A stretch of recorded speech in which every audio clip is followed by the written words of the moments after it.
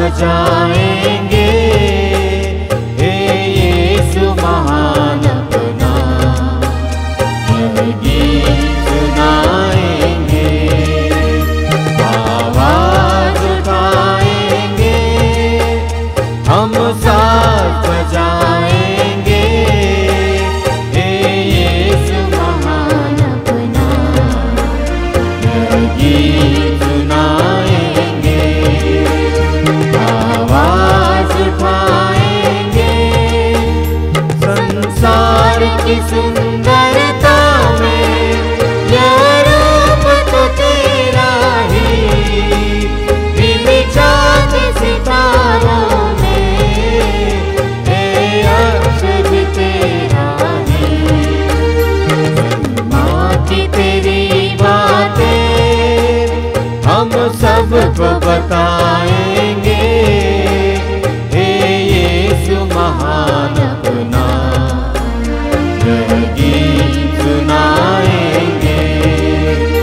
आवाज उठाएंगे, हम साथ बजाएंगे, हे यीशु महान अपना यह गीत सुनाएंगे। आवाज उठाएंगे। क्रिस्त में प्यारे भाइयों और बहनों, आइए आज के पवित्र मिस्सा बलिदान को शुरू करते हैं। पिता और पुत्र और पवित्र आत्मा के नाम पर आमीन। हमारे प्रभु यीशु क्रिस्त की कृपा, ईश्वर का प्रेम और पवित्र आत्मा का सहचर्य आप सबों के साथ हो। और आपके आत्मा के साथ।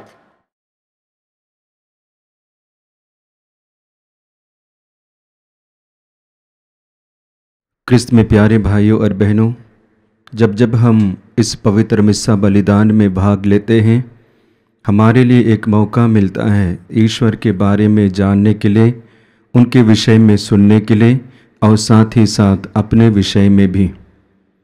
और इसके बाद हम अपने आप को सुधारते हैं, अपने आप को योग्य बनाते हैं। इसलिए क्योंकि पवित्र मिस्सा बलिदान पवित्र है और इस पवित्र मिस्सा बलिदान के द्वारा जिस ईश्वर के बारे में मनन करते हैं वे भी पवित्र हैं। पुराने व्यवस्थान में परमेश्वर अपनी जनता इज़राइली से कहते हैं, पवित्र बनो क्योंकि मैं प्रभु तुम्हारा ईश्वर पवित्र हूँ। परमेश्वर स्वयं मनुष्यों को याद दिलाते हैं, मैं पवित्र हूँ और इसलिए तुम भी पवित्र बनो। पौलुस के विषय में हम सुनते हैं, पौलुस भी ईश्वर के बारे में, यीशु के बारे में बताना चाहते हैं कि जिनके ऊपर तुम विश्वास करते हैं वो पवित्र हैं और इसलिए तुम भी अपने आचरण में पवित्र बने रहो। मैं समझता हूँ हम अपने ही आचरण के द्वारा अपने आप को अयोग्य बनाते हैं, अपने ही दुर्व्यवहार और कर्मों के द्वारा अपने आप को अयोग्य बनाते हैं, अपवित्र बनाते हैं। नतीजा हमारी दूरी प्रभु से बनती है और इस कदर हम बंधन में आ जाते हैं। वचन में हम पढ़ते हैं, पश्चाताप करते हुए आप ईश्वर के पास लौट आए जिससे आपके पाप मिट जाएं और धुल जाएं। इसी तरह अगला वचन प्रभु का है कि जो पाप करता है और उसे प्रकट कर छोड़ देता है वह उन्नति करता है, क्योंकि प्रभु की आशीष उनके ऊपर होती है। तो आइए हम भी अपने आप को देखें, परखें, विशेष करके हमारी इंद्रियों के विषय में। इनके द्वारा हम पाप करते हैं, अपने कर्मों को याद करें, इनके जरिए पाप करते हैं। और ये पवित्र हृदय जिसमें ईश्वर निवास करते हैं, सुंदर शरीर जो ईश्वर का मंदिर है, इसे और इन्हें पाप का अड्डा बना देते हैं। लेकिन प्रभु आज हमसे बताना चाहते हैं कि तुम मेरे हो, तुम मेरे प्रिय पुत्र हो, मैं तुमसे अत्यंत प्रसन्न हूँ और इसलिए तुम अपने शरीर, अपनी काया को पवित्र बनाए रखो। इसी के साथ हम अपनी दृष्टि को देखें, जुबान को, व्यवहार को, कर्म को, और इनके माध्यम से जितने भी पाप हुए हैं एक एक पाप को अर्पित करते जाएंगे, प्रभु से आशीष मांगते जाएंगे। प्रभु मुझे और मेरे पापों को क्षमा कर, शुद्ध कर। इसी के साथ हम क्षमा याचना का गीत गाएंगे। दया करो भगवन, दया करो हम पर भगवन, दया करो भगवन, दया करो हम पर। क्रिस्त प्रभुवर क्षमा करो, क्षमा करो हम पर। क्रिस्त प्रभुवर क्षमा करो, क्षमा करो हम पर भगवन, दया करो भगवन, दया करो हम पर, क्षमा करो हम पर, दया करो हम पर, क्षमा करो हम पर।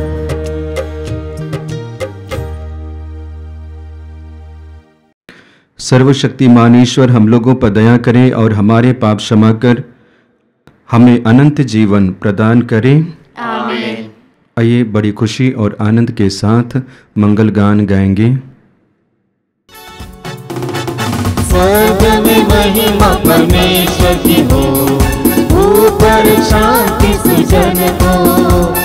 स्वर्ग में महिमा परमेश्वर की हो, ऊपर शांति सुजन को। हम तेरी प्रशंसा करते हैं, धन्य तुझे हम कहते हैं। तेरी आराधना करते हैं, तेरी महिमा गाते हैं। स्वर्ग में महिमा परमेश्वर की हो, ऊपर शांति सुजन को। हे सर्वशक्तिमान पिता परमेश्वर, स्वर्ग लोक के स्वामी है। इकलौते पुत्र यीशु क्रिस्त है, तेरा गुणगान गाते हैं। स्वर्ग में महिमा परमेश्वर की हो, ऊपर शांति सुजन को। जगत का पाप तू हर लेता है, हम पर दया तो कर दे। पिता के दाएं विराजमान, हमारी विनती सुन ले। स्वर्ग में महिमा परमेश्वर की हो, ऊपर शांति सुजन को। तू ही पावन, तू ही प्रभु, तू ही पवित्र आत्मा के संग। पिता की महिमा सर्वोपरि है, तेरी महिमा होती है। स्वर्ग में महिमा परमेश्वर की हो, ऊपर शांति सुजन को। स्वर्ग में महिमा परमेश्वर की हो, ऊपर शांति सुजन को। क्रिस्त में प्यारे भाइयों और बहनों, आज माता कलीसिया पवित्र क्रूस का विजय उत्सव मनाती हैं। प्रभु से प्रार्थना करते हैं, प्रभु हमारी प्रार्थना को सुने और आशीष दें। हम प्रार्थना करें, हे ईश्वर, तेरी इच्छा थी कि तेरा एकलौता पुत्र मानव जाति की मुक्ति के लिए क्रूस की यातना सहे। हम इस जीवन में उनका रहस्य जान गए हैं। ऐसे कृपा करके हम स्वर्ग में उनकी मुक्ति का फल भी प्राप्त करें। वह तेरे तथा पवित्र आत्मा के संग ईश्वर होकर युगान युग जीते रहते और राज्य करते हैं। आमीन।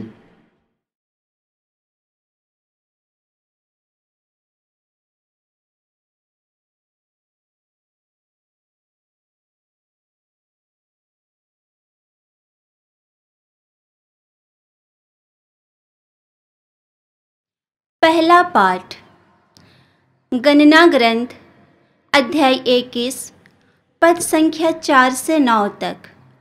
पाठ का मुख्य वाक्य है, जब किसी को सांप काटता था तो वह कांसे के सांप की ओर दृष्टि डालकर अच्छा हो जाता था। यात्रा करते करते लोगों का धैर्य टूट गया और वे यह कहते हुए ईश्वर और मूसा के विरुद्ध भुनभुनाने लगे, आप हमें मिस्र देश से निकालकर यहाँ मरुभूमि में मरने के लिए क्यों ले आए हैं? यहाँ ना तो रोटी मिलती है और ना पानी। हम इस रूखी सूखी भोजन से उब गए हैं। प्रभु ने लोगों के बीच विषैले सांप भेजे, उनके दंश से बहुत से इस्राएली मर गए। तब लोग मूसा के पास आए और बोले, हमने पाप किया, हम प्रभु के विरुद्ध और आपके विरुद्ध भुनभुनाए। प्रभु से प्रार्थना कीजिए कि वह हमारे बीच में से सांप को हटा दे। मूसा ने जनता के लिए प्रभु से प्रार्थना की और प्रभु ने मूसा से कहा, कांसे का सांप बनवाओ और उसे डंडे पर लगाओ। जो सांप द्वारा काटा गया वह उसकी ओर दृष्टि डाले और वह अच्छा हो जाएगा। मूसा ने कांसे का सांप बनवाया और उसे डंडे पर लगवा दिया। जब किसी को सांप काटता था तो वह कांसे के सांप की ओर दृष्टि डालकर अच्छा हो जाता था। यह प्रभु की वाणी। ईश्वर को धन्यवाद। मार्गम सत्यम जीवन यीशु, प्रियतम यीशु, अनुपम यीशु। मार्गम सत्यम जीवन यीशु, प्रियतम यीशु, अनुपम यीशु। सच्चाई का दर्पण यीशु, सारे जग का जीवन यीशु। सच्चाई का दर्पण यीशु, सारे जग का जीवन यीशु। वो अपने भक्तों को मुक्ति देता, शक्ति दाता है वो, शक्ति देता। मार्गम सत्यम जीवन यीशु, प्रियतम यीशु, अनुपम यीशु। मार्गम सत्यम जीवन यीशु, प्रियतम यीशु, अनुपम यीशु। प्रियतम यीशु, अनुपम यीशु। दूसरा पाठ फिलिपियों के नाम संत पौलुस का दूसरा पत्र। उन्होंने अपने को दीन बना लिया है, इसलिए ईश्वर ने उन्हें महान बना दिया है। अध्याय 2 वचन संख्याएं 6 से 11 तक। यद्यपि यीशु मसीह ईश्वर थे और उनका पूरा अधिकार था, क्योंकि वह ईश्वर की बराबरी करे, फिर भी उन्होंने दास का रूप धारण कर तथा मनुष्यों के समान बनकर अपने को दीनहीन बना लिया है और मनुष्यों का रूप धारण करने के बाद वह मरण तक, हाँ क्रूस मरण तक आज्ञाकारी बन गए और इस प्रकार अपने को और भी दीन बना लिया है। इसलिए ईश्वर ने उन्हें महान बना दिया है और उनको वह नाम प्रदान किया है जो सब नामों में श्रेष्ठ है, जिससे यीशु का नाम सुनकर आकाश, पृथ्वी तथा पाताल के सब निवासी घुटने टेके और पिता की महिमा के लिए सब लोग यह स्वीकार करें कि यीशु मसीह प्रभु ही है। यह प्रभु की वाणी है। ईश्वर को धन्यवाद।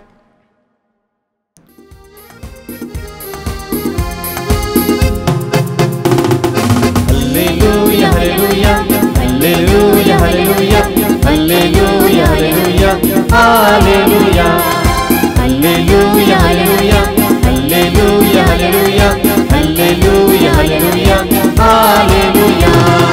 दिल में मेरे आ तो यीशु मेरे स्वामी, मेरे दिल को तू निर्मल कर दे स्वामी। दिल में मेरे आ तो यीशु मेरे स्वामी, मेरे दिल को तू निर्मल कर दे स्वामी, निर्मल कर दे स्वामी। Hallelujah hallelujah hallelujah hallelujah hallelujah hallelujah hallelujah hallelujah hallelujah hallelujah hallelujah hallelujah hallelujah. प्रभु आप लोगों के साथ हो और आपके आत्मा के साथ। संत योहन के अनुसार आज का पवित्र सुसमाचार। हे प्रभु तेरी महिमा हो।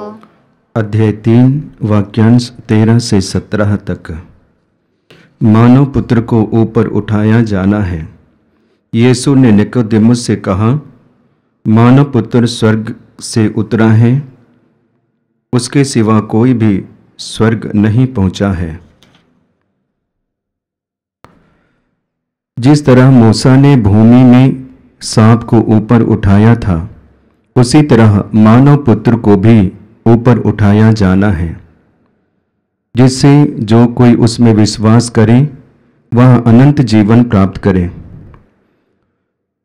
ईश्वर ने संसार को इतना प्यार किया कि उसने उसके लिए अपने इकलौते पुत्र को अर्पित कर दिया, जिससे जो कोई उसमें विश्वास करे उसका सर्वनाश न हो, बल्कि वह अनंत जीवन प्राप्त करे। ईश्वर ने अपने पुत्र को संसार में इसलिए नहीं भेजा है कि वह संसार को दोषी ठहराए, उसने उसे इसलिए भेजा है कि संसार उसके द्वारा मुक्ति प्राप्त करे। यह प्रभु का दिव्य सुसमाचार है। हे क्रिस्त तेरी स्तुति हो। क्रिस्त में प्यारे भाइयों और बहनों, जैसे कि शुरुआत में मैंने कम शब्दों में कहा कि आज माता कलीसिया पुण्य क्रूस की उपासना का पर्व मनाती है। क्रूस के विषय में मनन करते हैं, वो हमारे लिए एक आधार बन जाता है जो यीशु उसे और ईश्वर उसे चुनते हैं, जिनके द्वारा हमारे लिए मुक्ति है, जिनके द्वारा हमारे लिए अनंत जीवन है। इसी क्रूस के विषय में हम गहराई से मनन करेंगे तो पुराने समय में क्रूस को एक तरह से नकारात्मक दृष्टि से देखा जाता था। कोई अपराधी होते थे, खूंखार व्यक्ति होते थे और जिनको अंतिम सजा दी जाती थी, और उसके लिए अंतिम सजा यही होती थी कि क्रूस की सजा। वे क्रूस पे टांगे जाते थे, लटकाए जाते थे और उनकी मृत्यु उसी क्रूस पे हुआ करती थी। और इस तरह से पुराने व्यवस्थान के तरीके से यदि क्रूस के विषय में मनन करेंगे तो वो अपराध का प्रतीक और विनाश का प्रतीक। लेकिन जब प्रभु यीशु मसीह आते हैं, प्रभु यीशु मसीह के साथ में व्यवहार किया जाता है, अत्याचार होता है, यीशु के कंधे पर क्रूस की काट को लादा जाता है, यीशु क्रूस ढोते हैं, यीशु क्रूस पर पटकाए जाते हैं और अंत में यीशु के शरीर में कीले ठोके जाते हैं। अंतिम में हम देखते हैं यीशु को स्वर्ग और धरती के बीच उसी क्रूस पे चढ़ाते हैं। यीशु क्रूस पर मर जाते हैं और इसके बाद फिर से प्रभु की महिमा के द्वारा तीसरे दिन मृत्यु के बंधन को तोड़कर वे पुनर्जीवित होते हैं। तब से हमारे लिए क्रूस एक मुक्ति का प्रतीक बन जाता है। इसी क्रूस के द्वारा जिसमें यीशु मरे और मरने के बाद में पुनर्जीवित हुए, जो इस क्रूस और क्रूसित यीशु पर विश्वास करते हैं उनके लिए अनंत जीवन है और उनके पापों की क्षमा है। आइए आज के प्रथम पाठ के द्वारा समझने के लिए कोशिश करते हैं। आज का प्रथम पाठ हम गन्ना ग्रंथ से सुनते हैं, जहां पे हम इजरायली जनता के बारे में सुने। वे राजा फिरौन के हाथों से और उनकी गुलामी से आज़ाद होकर वे प्रतिज्ञात देश की ओर लाए जाते हैं मूसा की अगुवाई के द्वारा। उन्हीं जनता के बीच में हम देखते हैं वे काफी भुनभुनाते हैं। इतने अच्छे कार्य होने के बावजूद भी, बंधन से आज़ाद कराने के बावजूद भी, अत्याचार से छुड़ाने के बावजूद भी, एक अच्छी जगह के विषय में बताने के बावजूद भी, और साथ ही साथ ईश्वर की उपस्थिति होने के बावजूद भी वे ईश्वर और मूसा के प्रति काफी भुनभुनाते हैं। नतीजा परमेश्वर क्या करते हैं, उनके लिए सांप को भेजते हैं और सांप के द्वारा काफी डांसे जाते हैं और अंत में काफी लोगों की मृत्यु होती है। अब इसके बाद में लोगों के अंदर में वो खौफ और उनके अंदर में वो भय होता है कि इस तरह से यदि सांप काटता जाए तो हमारी दशा तो बिल्कुल दयनीय रहेगी और हम में से कोई नहीं बचेंगे। और इसलिए वे मूसा के पास में आते हैं, मूसा से अनुनय विनय करते हैं और साथ ही साथ अपने पापों के लिए पश्चाताप करते हैं, माफी मांगते हैं। मूसा उनकी प्रार्थना को देखते हैं क्योंकि उनका दिल और उनका मन बदल रहा था और इसलिए मूसा परमेश्वर से प्रार्थना करते हैं, प्रभु इन व्यक्तियों के ऊपर में, तेरी जनता के ऊपर में दया कर। तब परमेश्वर मूसा से कहते हैं कि मूसा तुम कांसे के द्वारा सांप बनाओ और डंडे पे रखो, जिनको जिनको सांप काटा जाएगा वे उसे देखेंगे और देखने के बाद में वे चंगे हो जाएंगे। एक सुंदर घटना परमेश्वर के द्वारा, मूसा के द्वारा और इजरायली जनता के बीच में अब इसके विषय और इसके द्वारा बताया जाता है और इंगित किया जाता है यीशु की ओर कि यीशु मानव पुत्र इसी तरह क्रूस पे उठाए जाएंगे और जितने भी पापी और जितने भी लोग उनके ऊपर विश्वास करेंगे वे बच जाएंगे, उनकी पापों की क्षमा होगी और साथ ही साथ वे अनंत जीवन प्राप्त करेंगे। क्रिस्त में प्यारे भाइयों और बहनों, आज हम क्रूस को अपने साथ लेते हैं, अपने शरीर से लगाते हैं, अपने शरीर में पहनते हैं, प्रार्थना करते हैं, सबसे पहले क्रूस का निशान बनाते हैं, चिन्ह बनाते हैं। कार्य करते हैं, कार्य करने से पहले क्रूस का चिन्ह बनाते हैं। हो सके तो कार्य समाप्त करने के बाद भी, सोने से पहले, सोने के बाद और उठने के पहले भी, उठते ही क्रूस का चिन्ह बनाते हैं और इस तरह से हमारे दैनिक जीवन का हिस्सा बन जाता है। इसलिए बन जाता है क्योंकि इसमें आशीष है, कृपा है। अब इसके प्रचलित के विषय में हम जानेंगे। शुरुआती दौर के बारे में कहा जाता है कि 4वीं शताब्दी में वहाँ पे सम्राट कॉन्स्टेंटाइन, उनकी माँ हेलेना यरूशलेम में इस क्रूस की अस्तित्व की खोज करती है और तब से इस क्रूस के विषय में उपासना, क्रूस के बारे में सम्मान, क्रूस के बारे में आदर्श आज के दिन में किया जाता है। शुरुआत वहीं से और आज तक हम करते आ रहे हैं। पौलुस इसके विषय में काफी बढ़ चढ़ के बातें करते हैं और उसका नमूना हम आज के दूसरे पाठ में देखते हैं। आज के दूसरे पाठ में हमने देखा यीशु के बारे में, वहां पौलुस बताना चाहते हैं यीशु ईश्वर का पुत्र है और ईश्वर का बराबरी कर सकता है, लेकिन उन्होंने ऐसा नहीं किया, बल्कि वो दास बन जाते हैं और दास जब प्रभु बन जाते हैं, यीशु बन जाते हैं, परमेश्वर उसे देखते हैं, देखने के बाद में अति प्रसन्न होते हैं और उनको ऊपर उठाते हैं और उनके नाम को ऊपर उठाते हैं। इसी तरह आगे यीशु के विषय में ही सुनते हैं कि वह आज्ञाकारी बन जाते हैं और इस हद तक आज्ञाकारी बन जाते हैं कि प्रभु उनकी आज्ञाकारिता को देखने के बाद में मरण तक आज्ञाकारी बन जाते हैं। उसे देखने के बाद में फिर से ऊपर उठाते हैं और जो यीशु में विश्वास करते हैं उनके लिए नया जीवन है, उनके लिए मुक्ति है, उनके लिए नई सृष्टि है और उनके लिए स्वर्ग राज है, अर्थात हमारे लिए। आइए पौलुस के द्वारा कहे गए कुछ वचनों के विषय में हम मनन करेंगे। वचन में पढ़ते हैं गलातियों के पत्र अध्याय 6 वाक्य 14 में, जहाँ पे पौलुस इस तरह कहते हैं, मैं केवल हमारे प्रभु ईसा मसीह के क्रूस पर गर्व करता हूँ। उन्हीं के कारण संसार मेरी दृष्टि में मर गया और मैं संसार की दृष्टि में। यानी कि पौलुस के विषय में हम जानते हैं, जब वे यीशु को जानने से पहले यीशु के ही विरोधी हुआ करते थे। यीशु से मिलने से पहले यीशु का ही घृणा किया करते थे। यीशु के संपर्क में आने से पहले जितने भी लोग यीशु का अनुसरण करते थे, उनके ऊपर में काफी अत्याचार करते थे, मारते भी थे और बंदी गृह में भी डलवाते थे। लेकिन वही पौलुस के बारे में देखते हैं, जब यीशु के साथ में मिल जाते हैं, उनका दर्शन होता है, उनका जीवन बदल जाता है। वही पौलुस आज बताना चाहते हैं कि मैं केवल हमारे प्रभु ईसा मसीह के क्रूस पर गर्व करता हूं।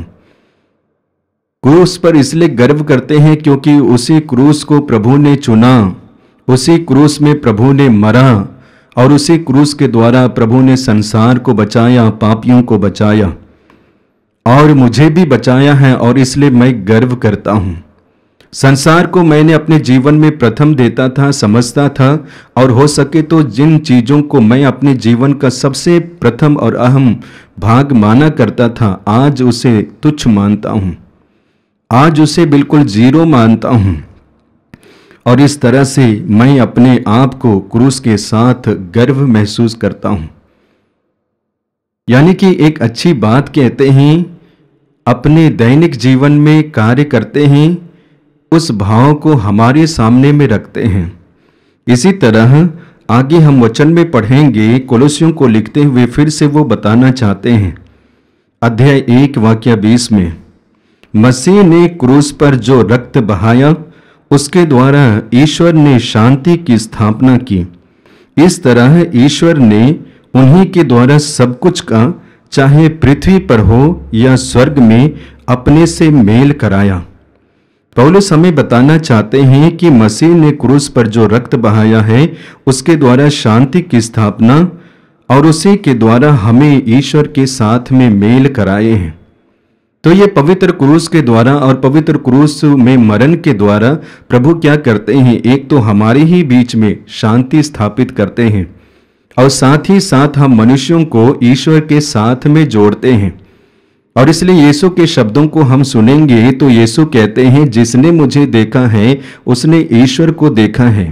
जो मेरी सुनता है वह ईश्वर की सुनता है। जो मेरे पास में आता है वह उसके पास में आता है जिसने मुझे भेजा है। आगे प्रभु फिर से बताना चाहते हैं, ईश्वर और मैं एक हूं। तो जब हम क्रूस में विश्वास करते हैं, क्रूसित यीशु पर विश्वास करते हैं, हमारे जीवन में शांति आती है, शांति छा जाती है। और उस क्रूस के काट जिसमें यीशु टंगे, उनके शरीर से शक्ति निकलती है और वो शक्ति हमारे तक पहुंचती है और हमें चंगा करती है और साथ ही साथ हमें ईश्वर के साथ जोड़ लेती है। आगे वचन में पढ़ते हैं रोमियों के पत्र अध्याय 5 वाक्य 10 में, जहां पे पौलुस फिर से बताना चाहते हैं, हम शत्रु ही थे जब ईश्वर के साथ हमारा मेल उसके पुत्र की मृत्यु द्वारा हो गया था और उसके साथ मेल हो जाने के बाद उसके पुत्र के जीवन द्वारा निश्चय ही हमारा उद्धार होगा।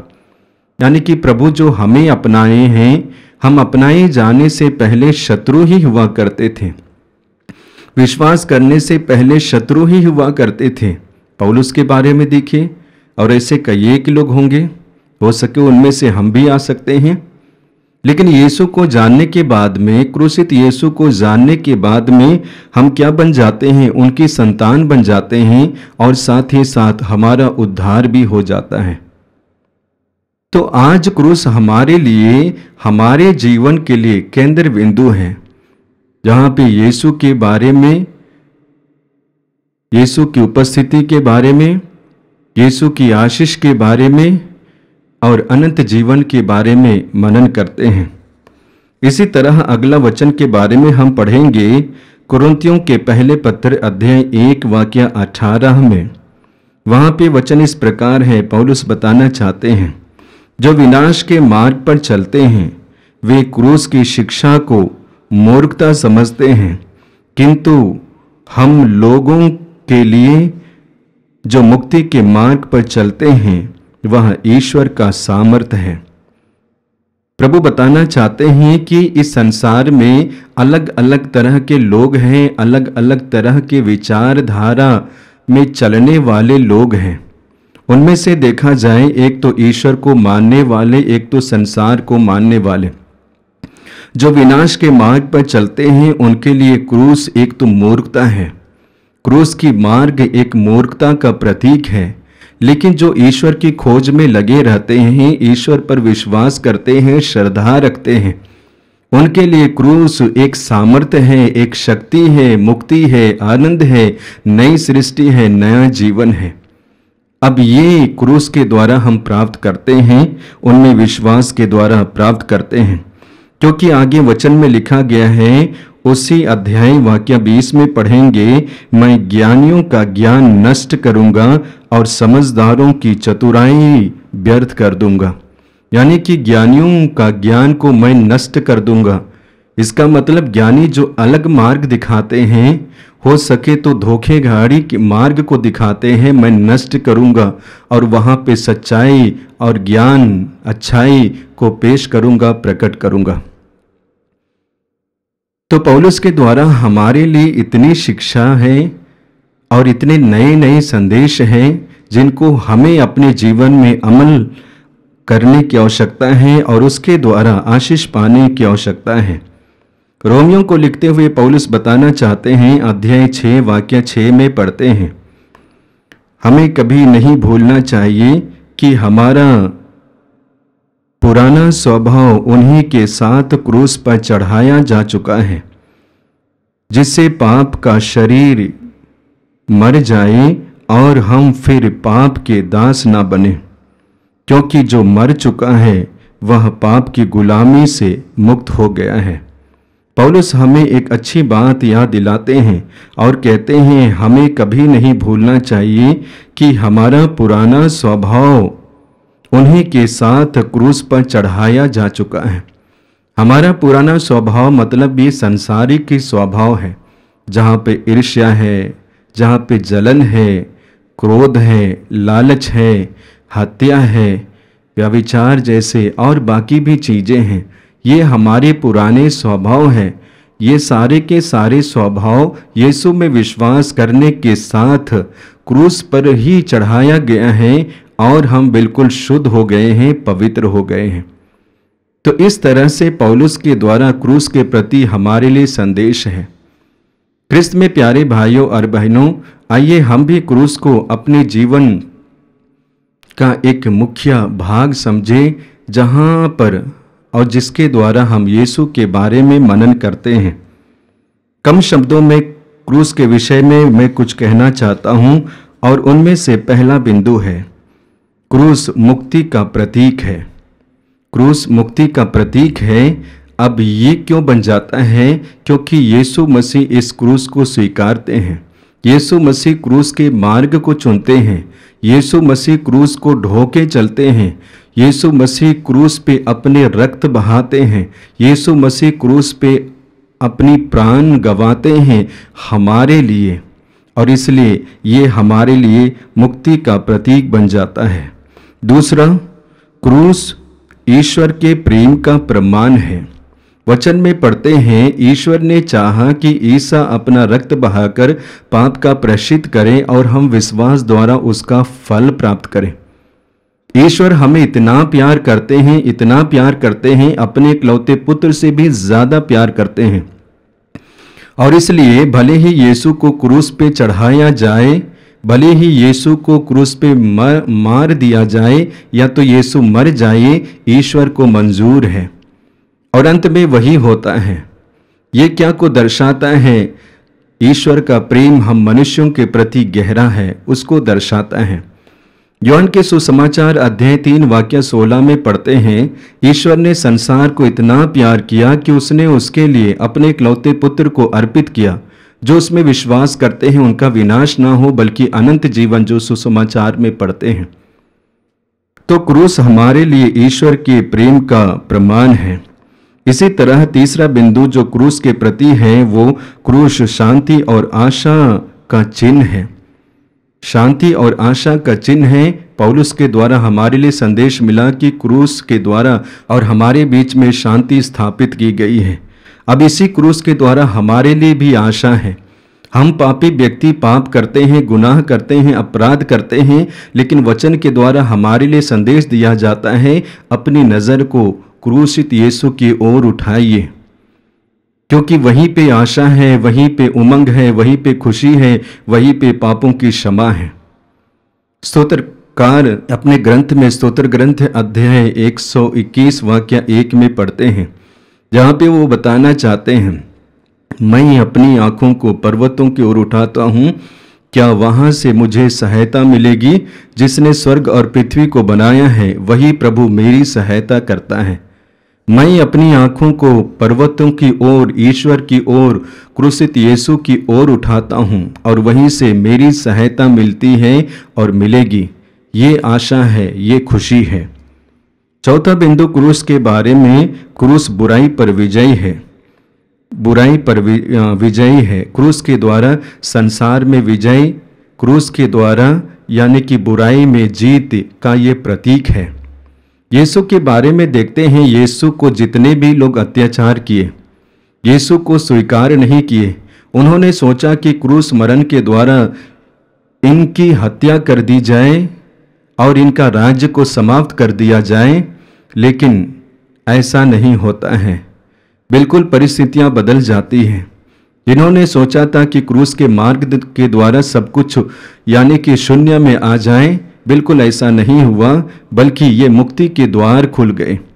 क्रूस के मार्ग के द्वारा हम संसार में विजयी हो जाते हैं, पापों में विजयी हो जाते हैं और नकारात्मक शक्तियों में विजयी हो जाते हैं। तो इतने आशीष हमारे लिए क्रूस के द्वारा है। तो आइए प्रभु से प्रार्थना करते हैं, प्रभु हमें आशीष दे, कृपा से भर दे, ताकि हम भी क्रूस का और क्रूसित यीशु की आशीष की महत्व को अपने जीवन में समझें और चरितार्थ करें, पालन करें। अपने विश्वास को प्रकट करते हुए हम प्रेरितों का धर्मसार एक साथ बोलेंगे।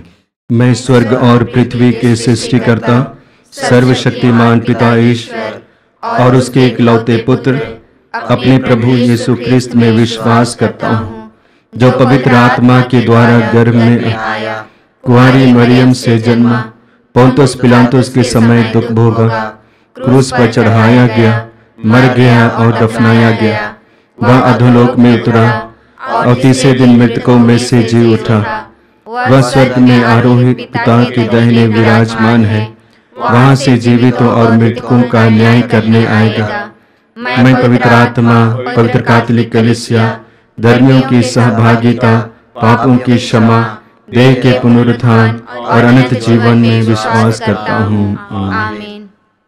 प्रिय भाइयों और बहनों, हम अपनी मुक्ति का समारोह मनाने के लिए यहाँ एकत्र हुए हैं। आइए हम सर्वशक्तिमान ईश्वर से प्रार्थना करें कि वह समस्त संसार को अपने कृपा दानों से भर दे और संजीवन जल के झरनों से उसे सिंचित करें। हम कहेंगे, हे पिता हमारी प्रार्थना सुन। हे पिता हमारी प्रार्थना सुन। हम अपने संत पिता, धर्माध्यक्षों, पुरोहितों, धर्म संगी भाई बहनों के लिए और धार्मिक लोगों के लिए वे क्रूसित यीशु को लोगों तक पहुंचा सकें और क्रूस से प्रेरणा ले सकें, इसके लिए ईश्वर से प्रार्थना करते हैं। हे पिता हमारी प्रार्थना सुन।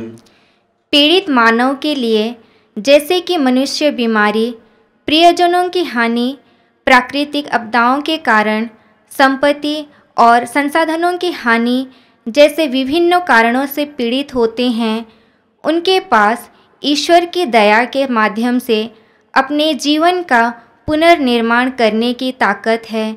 इसके लिए हम ईश्वर से प्रार्थना करते हैं। हे पिता हमारी प्रार्थना सुन।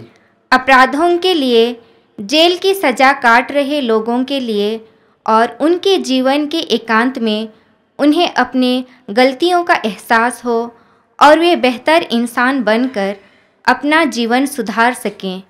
इसके लिए हम ईश्वर से प्रार्थना करते हैं। हे पिता, हमारी प्रार्थना सुन। उन देशों के लिए जो अभी भी गरीब हैं लेकिन अधिक विकसित और बेहतर जीवन स्तर वाले देशों के बराबर होने की आकांक्षा रखते हैं, ताकि अच्छे नेतृत्व और कड़ी मेहनत के माध्यम से वे भी बेहतर और खुशहाल जीवन जी सके। इसके लिए हम ईश्वर से प्रार्थना करते हैं। हे पिता, हमारी प्रार्थना सुन। हम मसीह का अनुकरण करते हुए अपने रास्ते में आने वाले कष्टों को स्वीकार कर सकें। यीशु ने आत्माओं को बचाने के लिए क्रूस पर मरने का फैसला किया, ताकि हम भी उन पर भरोसा करके कठिनाइयों को दूर कर सकें। इसके लिए हम ईश्वर से प्रार्थना करते हैं। हे पिता, हमारी प्रार्थना सुन। हे प्रभु, दयापूर्वक अपनी प्रजा की याचनाएं स्वीकार कर अपनी सत्य प्रतिज्ञा के कारण हमें अपने कृपा दानों से भर दे, हमारे प्रभु क्रिस्त के द्वारा। आमीन। मेरे यीशु मैं आया, चरणों में भेंट लाया, संपूर्ण जीवन तुझको समर्पण, खुद को चढ़ाने में आया। मेरे यीशु मैं आया, चरणों में भेंट लाया, संपूर्ण जीवन तुझको समर्पण, खुद को चढ़ाने में आया। मेरे यीशु मैं आया, तन मन अपना ले आया, रोटी के साथ तुझको चढ़ाता, तन मन अपना ले आया, रोटी के साथ तुझको चढ़ाता, आशीष तेरी बरसा प्रभु, आशीष तेरी बरसा प्रभु, जीवन पावन कर दे प्रभु। मेरे यीशु मैं आया, चरणों में भेंट लाया, संपूर्ण जीवन तुझको समर्पण, खुद को चढ़ाने में आया। भाइयों और बहनों, प्रार्थना कीजिए कि सर्वशक्तिमान पिता ईश्वर मेरा और आप लोगों का यह बलिदान ग्रहण करें। प्रभु आपके नाम की स्तुति तथा महिमा के लिए और हमारे तथा अपने समस्त पवित्र कलीसिया के लाभ के लिए आपके हाथों से यह बलिदान स्वीकार करें। हम प्रार्थना करें, हे प्रभु, क्रूस के बलिदान द्वारा संसार के सारे पाप हर लिए गए हैं। यह भेंट हमें सभी पापों से शुद्ध करे, ऐसी कृपा कर हमारे प्रभु क्रिस्त के द्वारा। आमीन। प्रभु आप लोगों के साथ हो और आपके आत्मा के साथ। प्रभु में मन लगाइए। हम प्रभु में मन लगाए हुए हैं। हम अपने प्रभु ईश्वर को धन्यवाद दें। यह उचित और न्याय संगत है।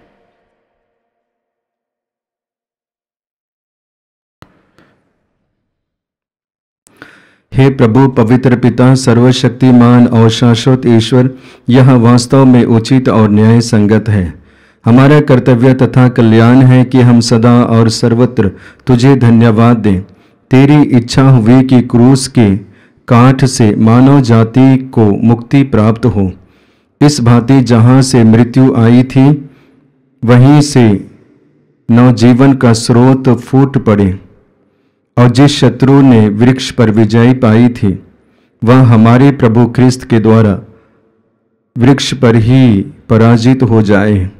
इन्हीं के द्वारा स्वर्गदूत तेरे प्रताप की प्रशंसा करते, प्रभुत्व तेरी आराधना करते और शक्तियां तेरे सम्मुख कांप उठती हैं। स्वर्ग और उसका सामर्थ्य तथा धन्य सेराफिम एक साथ तेरी अर्चना करते हैं। उन्हीं के स्वर में स्वर मिलाकर हम भी विनम्र भाव से तेरा स्तुति गान करते हैं। पावन अति पावन प्रभु ईश्वर अखिलेश्वर। पावन अति पावन प्रभु ईश्वर अखिलेश्वर। स्वर्ग धरा के कोने कोने पूजे तेरा नाम।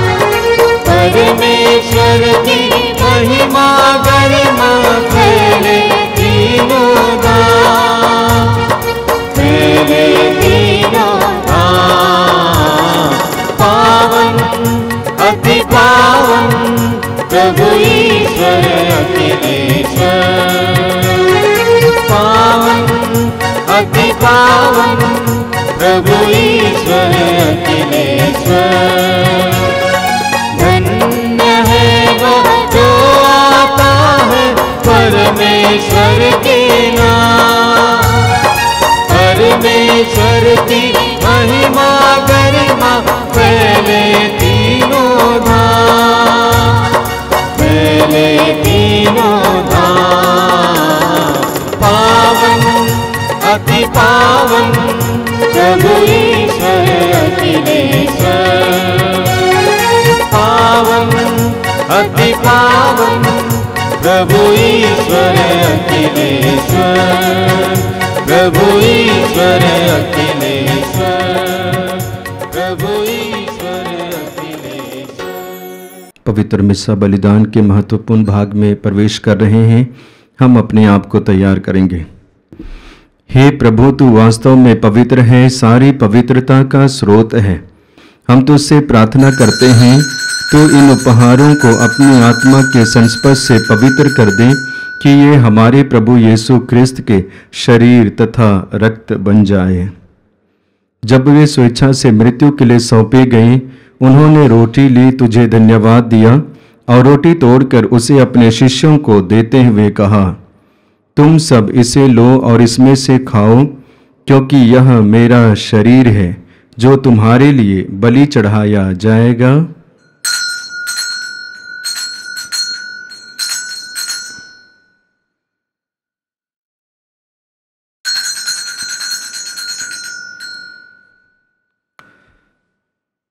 इसी भांति भोजन के बाद उन्होंने कटोरा लिया, तुझे धन्यवाद दिया और उसे अपने शिष्यों को देते हुए कहा, तुम सब इसे लो और इसमें से पियो, क्योंकि यह मेरे रक्त का कटोरा है, नवीन और अनंत व्यवस्थान का रक्त, जो तुम्हारे और बहुतों के पापों की क्षमा के लिए बहाया जाएगा। तुम मेरी स्मृति में यह किया करो।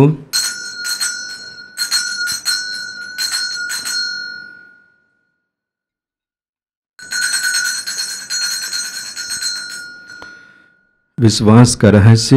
हे विश्व के उद्धारकर्ता, हमारा उद्धार कर। तूने अपने क्रूस तथा पुनरुत्थान द्वारा हमें मुक्त किया है। इसलिए हे प्रभु, हम क्रिस्त की मृत्यु और पुनरुत्थान की स्मृति में तुझे जीवन की रोटी और मुक्ति का कटोरा चढ़ाते हैं। हम तुझे धन्यवाद देते हैं कि तूने हमें अपने सम्मुख उपस्थित होने और अपनी सेवा करने का सौभाग्य प्रदान किया है। हमारा नम्र निवेदन है कि हम सब क्रिस्त का शरीर और रक्त ग्रहण करके पवित्र आत्मा के द्वारा एकता के सूत्र में बंधे रहें। प्रभु और हमारे संत पिता लियो, हमारे धर्माध्यक्ष यूजिन जोसेफ और सभी याजकों के साथ विश्व भर में फैली अपनी कलीसिया की सुधि ले तथा इसे प्रेम में सिद्ध बना दे। हमारे उन भाई बहनों की भी सुधि ले जो पुनरुत्थान की आशा में परलोक सिधा चुके हैं, उन्हें और सभी मृतकों को अपने दर्शन का सौभाग्य प्रदान कर। हम सब पर दया दृष्टि डाल कि हम भी अनंत जीवन के सहभागी बने और ईश्वर की माता धन्य कुंवारी मरियम, उनके वर धन्य योसेफ, धन्य प्रेरितों तथा सब संतों के साथ जो युग युग में तेरे प्रति विश्वस्त बने रहे, तेरी स्तुति और महिमा कर सके तेरे पुत्र यीशु क्रिस्त के द्वारा। आइए हम तेरे के ईश्वर का गुणगान एक साथ करेंगे। इन्हें प्रभु क्रिस्त के द्वारा, इन्हीं के साथ और इन्हीं में, हे सर्वशक्तिमान पिता ईश्वर, पवित्र आत्मा के साथ सारा गौरव तथा सम्मान युगानुयुग तेरा ही है। आमीन, आमीन, आमीन।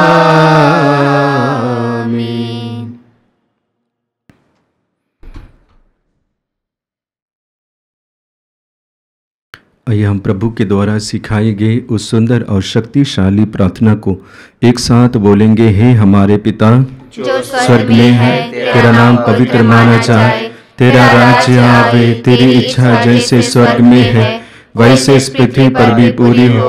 हमारा प्रतिदिन का आहार आज हमें दे, और हमारे अपराध हमें क्षमा कर, जैसे हम भी अपने अपराधियों को क्षमा करते हैं, और हमें परीक्षा में ना डाल, परंतु बुराई से बचा। आमीन।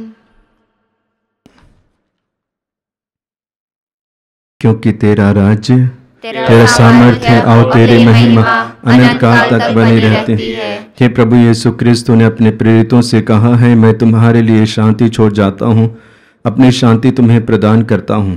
तू हमारे पापों पर नहीं, अपनी कलीसिया के विश्वास पर दृष्टि डाल और कृपा पूर्वक उसे शांति तथा एकता प्रदान कर, तू जो युगानुयुग जीता रहता और राज्य करता है। आमीन। प्रभु की शांति सदा आप लोगों के साथ रहे और आपके आत्मा के साथ। आइए हम परस्पर प्रेम भाव रखें। हे ईश्वर के मेमने, तू संसार के पाप हर लेता है, हम पर दया कर। हे ईश्वर के मेमने, तू संसार के पाप हर लेता है, हम पर दया कर। हे ईश्वर के मेमने, तू संसार के पाप हर लेता है, हमें शांति प्रदान कर। देखिए ईश्वर का मेमना जो संसार के पाप हर लेता है। धन्य है वे जो प्रभु के इस भोज में बुलाए गए हैं। हे प्रभु, मैं इस योग्य नहीं हूँ कि आप मेरे यहाँ आए, किंतु एक शब्द कह दीजिए और मेरी आत्मा चंगी हो जाएगी।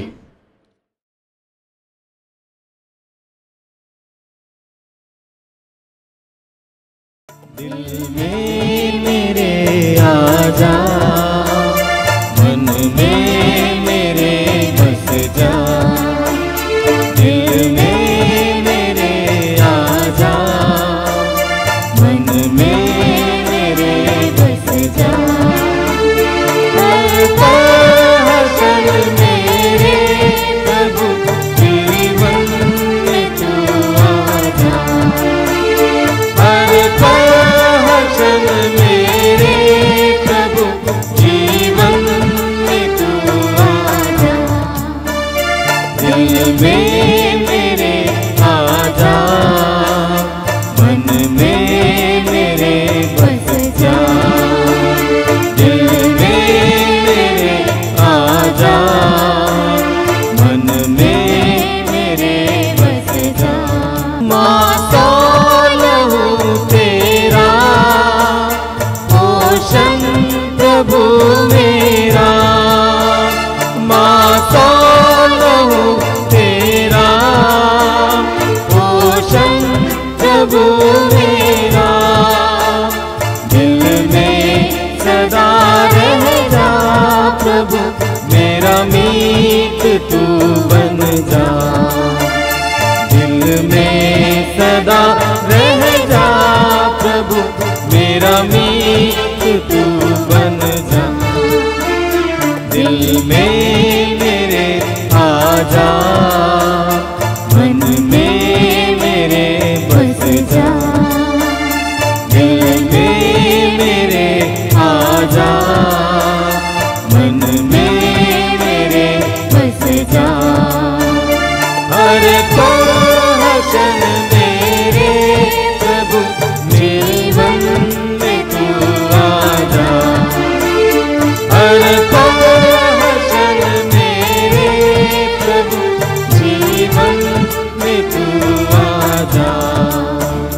दिल में मेरे आजा, मन में मेरे बस जा।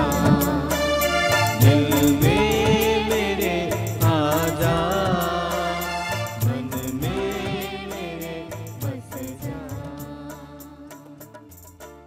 हम प्रार्थना करें। हे प्रभु यीशु क्रिस्त, हम तेरे पवित्र भोज से पुष्ट हो गए हैं। तूने हमें जीवनदायी क्रूस के काठ द्वारा हमारा उद्धार किया है हमारा निवेदन सुन और हमें पुनरुत्थान की महिमा तक ले चल। तू युगान युग जीता रहता और राज्य करता है। आमीन। प्रभु आप लोगों के साथ हो और आपकी आत्मा के साथ। सर्वशक्तिमान ईश्वर पिता पुत्र और पवित्र आत्मा आप सबों को आशीर्वाद प्रदान करें। आमीन। आप लोग भी डाले क्रिस्त की ज्योति जलाए। ईश्वर को धन्यवाद।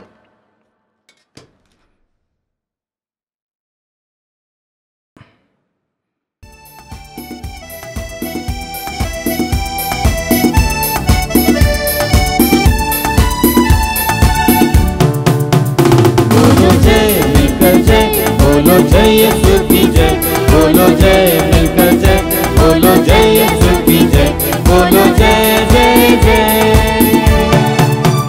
बोलो जय मिलकर जय, बोलो जय यीशु की जय, बोलो जय मिलकर जय, बोलो जय यीशु की जय, बोलो जय जय जय।